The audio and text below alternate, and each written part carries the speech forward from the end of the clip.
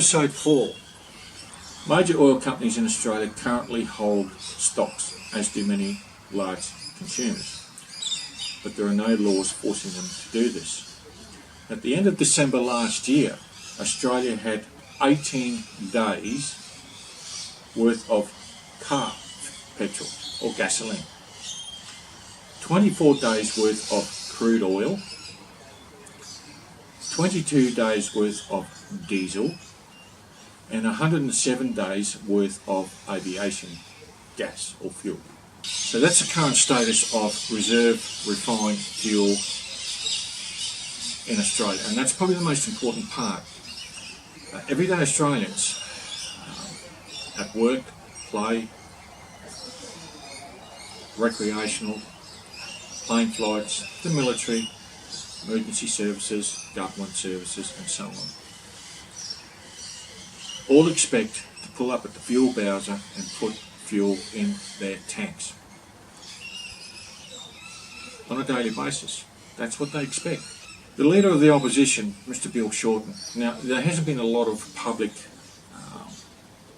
information about this in mainstream media, not a lot. And I'm not going to go into political parties and politics and the policies and all that sort of stuff. They're all the same. Come election time, they hand you out a truck full of lollipops while they're stealing their kids' future. It's pretty much standard in any democracy these days. However, the opposition leader Bill Shorten said creating government-owned reserve was an important national security measure. It's simple. To increase our national fuel security, we need to increase our national fuel stocks.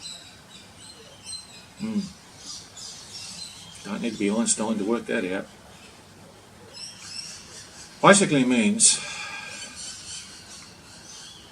that for some reason, whatever that may be, and you've got to admit, the world's a pretty volatile place at the moment, whether they're oil producers or the shipping lanes, that Australia is at risk due to low continental oil reserves and refined fuels and refining capacity of running out of fuel if supply lines are severely disrupted or indeed cut off, embargoes in place, or through an act of war through the shipping lanes, South China Sea, Straits of Hormuz. Okay? So what he's saying is we need to address this issue. On another link I haven't pulled up, they estimate probably about 10 years to fix it. 10 years. What can happen in bloody 10 years? Really can. There was a figure bandied around that was going to cost somewhere in the order of 10 billion Australian dollars to fix this problem. It's a lot of money. And the politicians are going to go to a federal election sometime this year with that on the table. What happened? In 2008 there was a white paper drafted, presented to the federal government on the issue of low fuel stocks in this country, the lack of refinery facilities, the closing down of further refining facilities, and the reliance of fuel being imported into this country, which I might add, Australia being our commodity currency, it floats up and down against the greenback. 2008, 2009, the Australian dollar was on a par, a little bit higher than the American greenback, GFC time. So, how are they going to do this? Well, no doubt, all things being equal in this country, it's taken 2 years at least to do research in this, costing it, and all that sort of thing. They've got to find places to put these so-called storage farms, fuel farms. The old ones are derelict, unsafe, don't meet environmental standards. And there's going to be issues over that, environmental standards, where they're going to put them. Fairly, you can bet your bottom dollar they're going to be put fairly close to a seaport, where imported oil, crude oil, provided we still got refineries at the time, and refined fuels are going to have to be offloaded and stored in these fuel farms, reasonably close to shipping ports. It then takes more fuel to transport and distribute these refined fuels around the country to smaller farms, fuel farms, in country areas, rural towns, rural cities, and so on. Some of it may be done by pipeline. Most of it will go by heavy transport, rail, road mostly. So in order to distribute fuel in this country, it takes fuel to distribute it, if you get what I mean.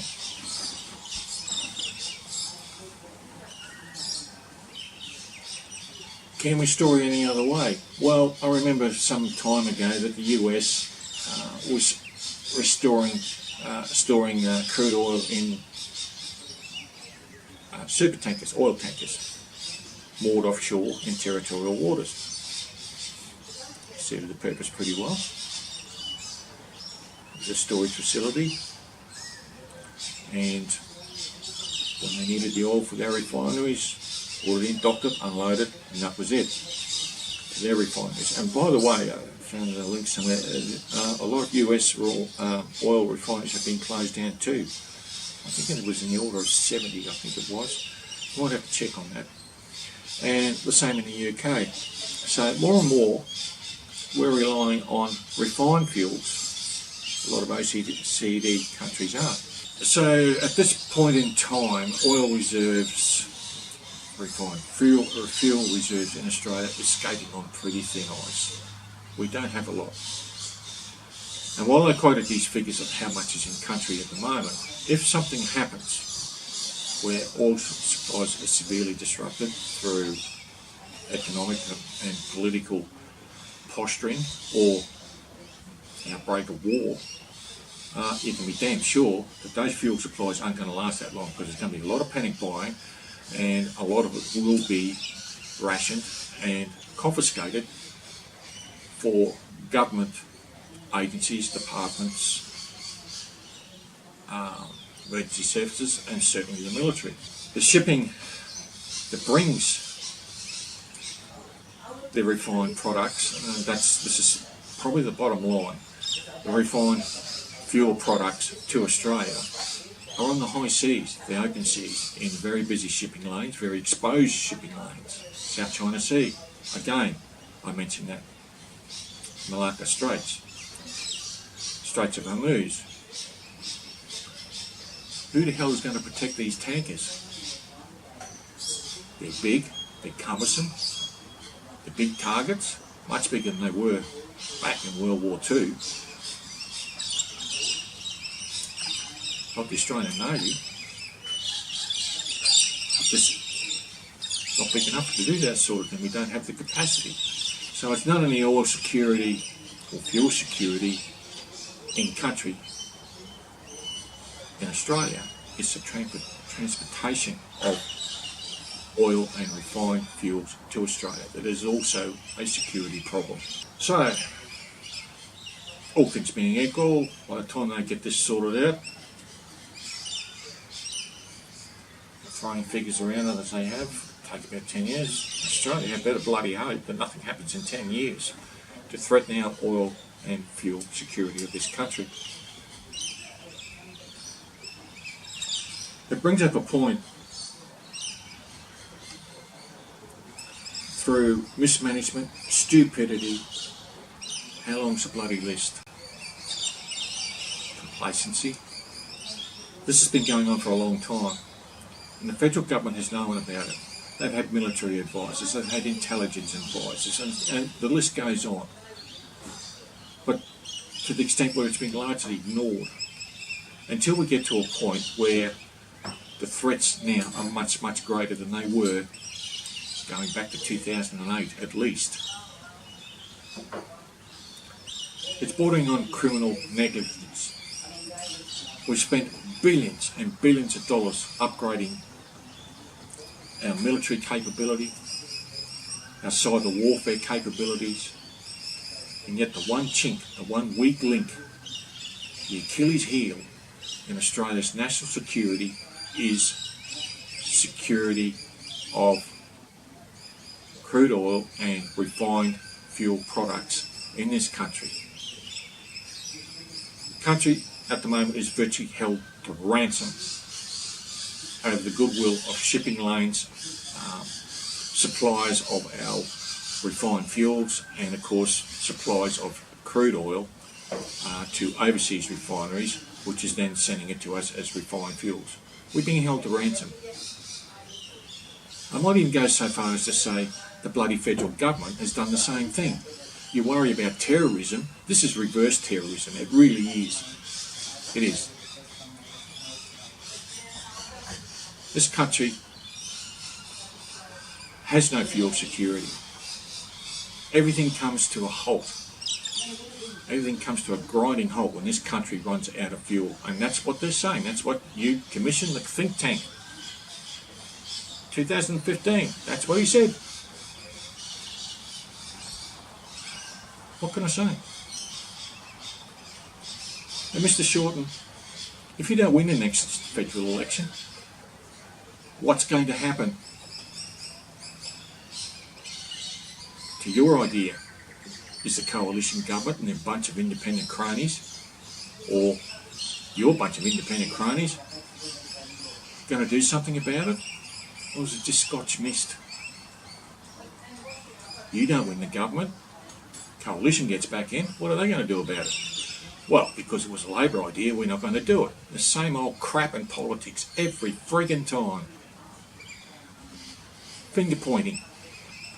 Wasn't us. Not our fault, we didn't do it. It's been previous federal government administrations and yada yada yada. We've seen all this before. It's crap.